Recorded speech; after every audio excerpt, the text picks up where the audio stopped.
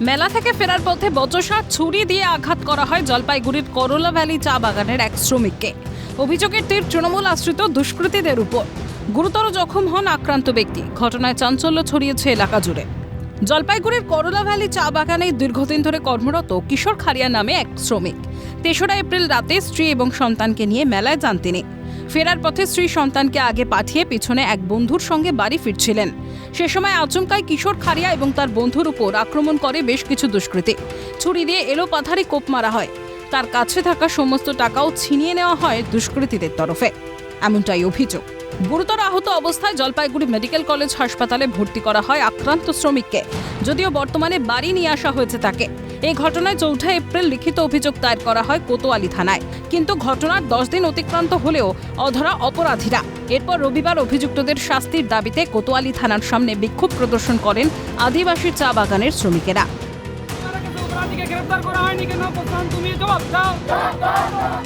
স্থানীয় সিপিএম নেতৃত্বের সহায়তায় এই প্রতিবাদ মিছিল সংঘটিত হয়। हम लोग मेला गए थे, फैमिली गए थे, तो हम लोग मेला से निकल गए। फिर हमारा हस्बैंड ने कहा बच्चे सब है तो तुम लोग टोटो में चलो, हम लोग आ रहे हैं। तो हम लोग तो निकल गए।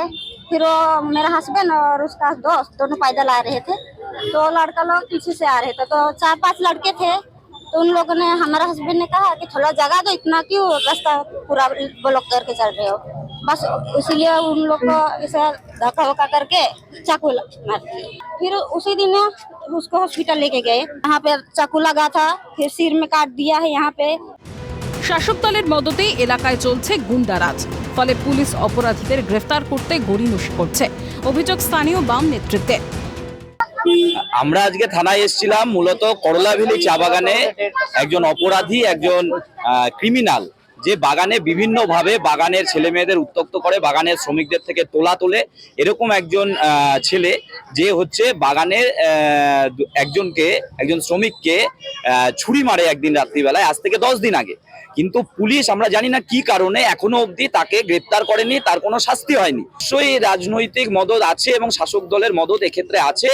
কারণ যা আমরা বাগানের শ্রমিকদের থেকে শুনেছি যে এদেরকে, এই যে গ্রুপ, এরা যারা কাজ করে, যারা তোলা তোলে, যারা এই নেশাখোর, এদেরকে শাসক দল হচ্ছে বিভিন্নভাবে বিভিন্ন ভোটের সময়, ভোট লুটের সময় এদেরকে ব্যবহার করে, বিভিন্ন সময় তারা অন্য কাজে এদেরকে ব্যবহার করে। ফলে যখন ব্যবহার করে তাদেরকে তারাই বাঁচাবে, এটাই স্বাভাবিক। পাবলিককে এরকম যদি মারামারি করে তাহলে এটা তো আবার বেশি বাইরে যাবে, যদি ওদেরকে এখন পর্যন্ত যদি অ্যারেস্ট না করে। তার জন্য আমরা এখানে এসেছি যেন যত তাড়াতাড়ি সম্ভব পুলিশ যেন তাদেরকে কোনো ব্যবস্থা নেওয়া হয়নি। মানে এখনো ওরা ছুরি চাকু নিয়ে মানে ঘুরে বেড়ায় পাড়ে পাড়ে। টিএমসির দলগুলোই আছে। ঘটনার তীব্র নিন্দা করেন বিজেপির জেলা সম্পাদক শ্যামপ্রসাদ। কারণ হচ্ছে এই সকল ব্যক্তি তৃণমূলের হয়ে ভোট লুট করে, তৃণমূলের হয়ে ভোট করায়, তাই পুলিশ তাদের কিছু করবে না, এটাই স্বাভাবিক। মানুষের আস্তে আস্তে ক্ষোভ বিক্ষোভ বাড়ছে, থানা পর্যন্ত আসছে। এরপরে মানুষ যদি আইন হাতে তুলে নেয় তখন পুলিশেরও কিছু করার থাকবে না, কারণ তারা এখন কিছু করছেন না, পরে জনগণ করলে তখন তিনি কি করবেন বা পুলিশরা কি করবে সেটাই এখন দেখার বিষয়। যদিও বিরোধীদের সমস্ত অভিযোগ অস্বীকার করেছেন স্থানীয় তৃণমূলের শ্রমিক নেতা রাজু সাহানি।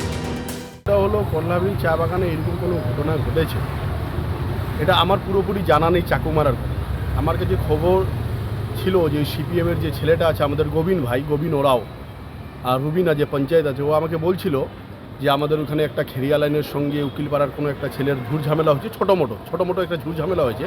কিন্তু যে আজকে যে চাকু মারার বিষয়টা অথবা থানায় যে বিষয়টা বললাম, এটা টোটালটাই সাজানো গল্প আমার মনে হয়। আমরা কেন, টিএমসির কোনো কর্মী, কোনো নেতা পুলিশের কাজে কোনো হস্তক্ষেপ করবে না, এটা আমাদের মুখ্যমন্ত্রীর ইনস্ট্রাকশন আছে। আমরা কোনো কাজে হস্তক্ষেপ করি না, আর কোনো কাজে আমরা হস্তক্ষেপ করবও না। দোরগোড়ায় 26-এর নির্বাচন, তার আগে কিভাবে রাজ্যে বাড়ছে অস্ত্র নিয়ে দাপাদাপির মতো ঘটনা। তিতাস পালের রিপোর্ট, কালকাটা নিউজ।